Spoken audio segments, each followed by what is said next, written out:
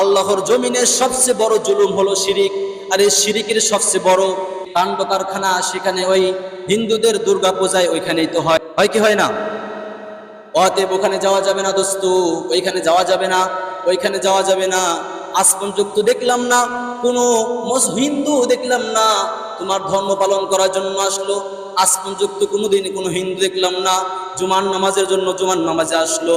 আজ পর্যন্ত কোনোদিন মুসলমানের উৎসব রমজান মাসের রোজা কোনোদিন দেখলাম না কোনো হিন্দু রাখলো। মুসলমানদের উৎসব ঈদুল ফিতরের ঈদের মধ্যে দেখলাম না কোনোদিন কোনো হিন্দু দেখার জন্য আসলো। তোমাকে দেখার জন্য পর্যন্ত আসে না, আর তুমি মুসলমান হইয়া হিন্দুদের দুর্গা পূজায় কিভাবে গেলা? তুমি মুসলমান হইয়া কিভাবে হিন্দুদের দুর্গা পূজায় গেলা বলো? আবার কি সুন্দর বলে যে ধর্ম যার যার উৎসব সবার। নাউজুবিল্লাহ। ধর্ম যার যার যদি উৎসব সবার হয়, যুক্তিতে আসো তুমি, ধর্ম যার যার উৎসব যদি সবার হয়, তাহলে বিয়ে যার যার, বউ তো সবার। কথা বলেন ঠিক কিনা? বিয়ে যারা করে বউ কি সবাইকে দেয়?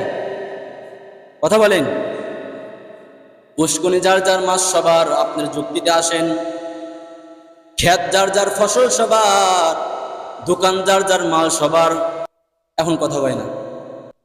যদি আমার বিয়ে করা বউ যদি আমার হয়, পুষ্করণীর মাস যদি আমার হয়, আমার দোকানের মাল যদি আমার হয়, আমার ক্ষেতের ফসল যদি আমার হয়, আমার গাছের নারকেল যদি আমার হয়, তাহলে সত্যি করে বলো যে ধর্ম যার যার উৎসব তার।